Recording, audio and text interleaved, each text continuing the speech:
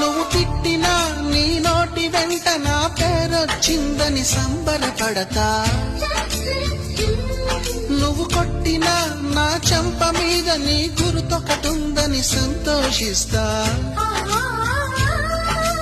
మనసు పువ్వును అందించాను, కొప్పులో నిలుపుకుంటావో, కాలి కింద నలిపేస్తావో. వలపు గువ్వను పంపించాను, బొట్టు పెట్టి రమ్మంటావో, గొంతు పట్టి గెంటేస్తావో.